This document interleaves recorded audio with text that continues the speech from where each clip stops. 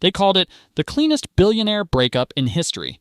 No courtroom screaming, no tabloid mudslinging. But that polished press release hit a firestorm. Today we'll peel back the velvet curtain on Jeff Bezos' $36 billion divorce, the Venice wedding that sparked street protests, and, most jaw-dropping of all, the whispered verdict from the only witness who saw everything up close. His eldest son, Preston. Buckle up, because the real story isn't stamped on any Amazon package. Amazon was still shipping 1 billion packages a week when a single package of private text detonated in 2018. The National Enquirer splashed intimate messages between Jeff Bezos and helicopter pilot turned TV host Lauren Sanchez across its front page. Overnight, the world's richest marriage cracked. By July 2019, the divorce decree was signed, sealed, and worth a staggering $35.8 billion in Amazon stock to MacKenzie Scott, roughly the GDP of Bulgaria. Commentators gasped, analysts recalculated Jeff's Forbes ranking, and late-night hosts made rocket ship jokes. But inside the Bezos household, 4 teenagers watched 25 years of family life fold in on itself. One of them, tall, soft-spoken Preston, quietly pushed away the paparazzi lenses and started taking mental notes. Yet the public preferred a cleaner narrative. Jeff and MacKenzie issued matching tweets describing deep gratitude and co-parenting. Investors exhaled. The share price barely wobbled. It looked like another tech-era fairy tale split, until you asked the kids. Preston Bezos grew up on garage startup lore, but he also grew up with a front-row seat to the cost of ambition. Friends from Seattle's Lakeside School remember him as the tall kid who tutored classmates in calculus and ducked photo ops. In college, rumored to be MIT, he skipped frat parties for robotics labs. When reporters hunted him down for comment on the divorce, they got polite silence. That silence shattered in early 2025 when a 2-minute clip rocketed across YouTube Shorts.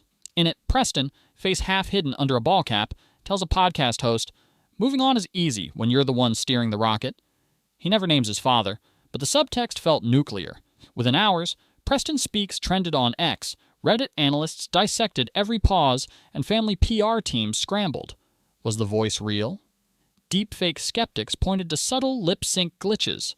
Others claimed it matched footage from a Newport Beach tech summit the week before. Amazon declined comment. Authentic or not, the clip tapped an undercurrent. The idea that the quiet son might be wrestling with the very values propping up the family fortune.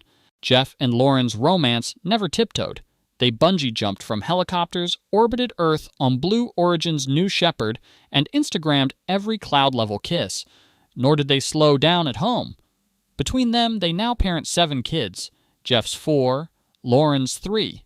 Insiders describe carefully orchestrated blending weekends on Bezos' $500 million schooner Koru, complete with joint kite surfing lessons and pizza nights on the upper deck. But the speed rattled some family members. Sources close to the Bezos children say Preston wanted a seatbelt, warning that public perception could slam his dad's legacy harder than any market crash. Jeff, ever the disruptor, pressed ahead. June 24th to 27th, 2025, Venice.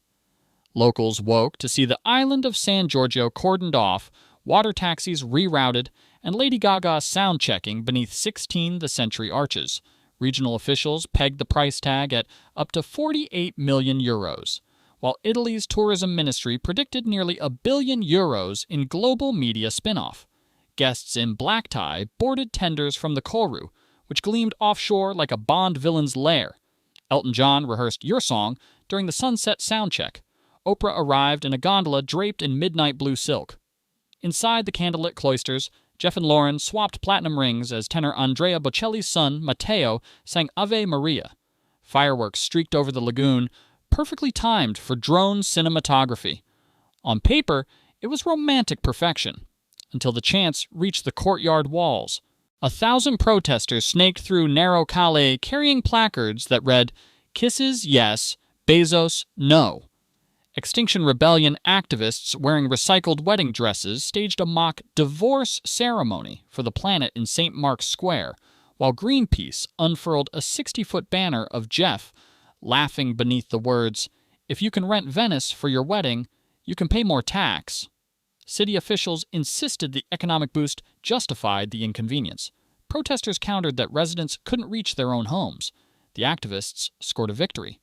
Security teams quietly moved the Saturday reception from the heritage-packed Scuola Grande della Misericordia to the Arsenali shipyards on the city's edge, dodging threatened canal blockades. Bezos' PR team announced a €3 million donation to lagoon restoration projects. Critics called it a rounding error. For many Venetians, the wedding crystallized a fear that their city had become a billionaire theme park. Far from Gucci gondolas, MacKenzie Scott pressed send on another round of grants. $2 billion across 199 community nonprofits, from affordable housing co-ops in Detroit to rainforest guardians in the Amazon basin. Her public post simply noted, "These groups shorten the distance between hope and reality." Since 2019, she's funneled $19.2 billion out the door, insisting she'll give away the bulk of her fortune in her own lifetime. Not that her personal life has lacked turbulence. Her 2021 marriage to science teacher Dan Jewett felt like a literary romance footnote, until court filings revealed she filed for divorce 2 years later with no fanfare. Even that split stayed off Hollywood radar, underscoring how fiercely she guards privacy. Friends say she refused a Venice invitation. Instead, she attended a Seattle school board meeting the same week. For Preston, insiders whisper, that quiet conviction hit harder than any fireworks show. At the Venice ceremony, photographers noticed Preston standing stiffly on the church steps, tieless in a charcoal suit, eyes fixed on the lagoon instead of the bridal entrance. One guest claims he left before Gaga's set, boarding a water taxi alone. Later that night, a cryptic X post reading "Legacy Spectacle" appeared on an account many assume belongs to him, but remains unverified. Behind closed doors, siblings reportedly debate whether to follow mom's philanthropic blueprint or dad's starship vision. A source close to the family chef says dinner conversations veer from orbital debris to universal basic income. No raised voices, just surgical questions that leave even the world's third richest man pausing mid-dessert. One takeaway: money solves logistics, not morality. Whether Preston truly broke silence or the internet hallucinated his voice, the tension he represents is unmistakable. An heir weighing rocket launches against social contracts. Jeff Bezos once said his goal was to move heavy industry off-planet so Earth could become a garden. Yet critics ask why garden cities like Venice must bend for a wedding yacht that burns 20,000 liters of diesel in a single cruise. Workers at Amazon warehouses tweeted photos of clogged toilets the same day VIPs sipped Bellinis on Koru's teak deck. Meanwhile, Scott's grant recipients repaired sewage lines in Flint, built solar microgrids in Puerto Rico, and stocked food bank shelves from Oakland to Oklahoma. Neither narrative is simple. Both shape history. But as Preston and an entire generation decide which path to follow, the contrast between tax-deductible extravagance and unconditional giving has never been starker. Venice's fireworks have faded, but the after-images remain. A gilded gondola gliding past protest banners, a billionaire bride twirling under Renaissance frescoes, a quiet sun staring out across dark water, and halfway around the globe a single mother cashing a grant check that keeps her housing co-op open. 10, 20 years from now, which of those moments will define the Bezos legacy? Tell us below, because the next chapter won't be written by billionaires or bloggers. It'll be written by the people choosing which story to believe. Bonus, epilogue, flash forward, extended cut. Fast forward to 2035, the lights dim at TED at Rio, and a tall figure in an understated charcoal blazer.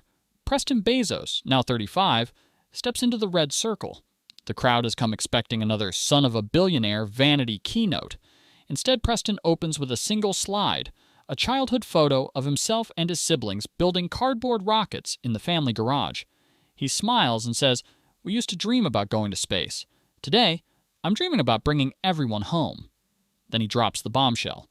He's launching Project Kintsugi, an open-source endowment that will mirror-match every dollar earned from commercial space tourism with a dollar invested in climate tech startups working inside Earth's most fragile ecosystems. From the Amazon basin's re-greening drones to Indonesian coral reef bioconcrete. The mechanism is radical. Profits from asteroid mining shares and suborbital joyrides flow automatically, on-chain, into grants vetted by local scientists and citizen auditors. He reveals surprise co-signers, MacKenzie Scott, watching from the front row in jeans and sneakers, and, in a twist that hushes the auditorium, Jeff Bezos himself, represented by a simple sign pledge on screen. Legacy is written in the atmosphere we leave behind. Preston isn't finished. He announces a pilot program that pairs Blue Origin's reusable booster engineers with Kenyan geothermal innovators in real-time sprint exchanges. One small step for hydrogen engines, one giant leap for off-grid villages. The cameras pan to venture capital titans furiously rewriting term sheets, to climate activists exchanging cautious nods, to skeptical journalists suddenly scribbling, "Did the Bezos family just reconcile around carbon-negative rocketry?" In 8 electrifying minutes, Preston reframes the family saga as a feedback loop where spectacle funds substance. He ends with the same cardboard rocket photo, now overlaid with a simple question. What if every child could build one that lifts all of us? The standing ovation lasts longer than any Falcon Heavy launch, and in that thunder of applause, the narrative shifts, showing that even in an era of mega yachts and moonshots, a legacy can still pivot towards something far bigger than the people who sparked it.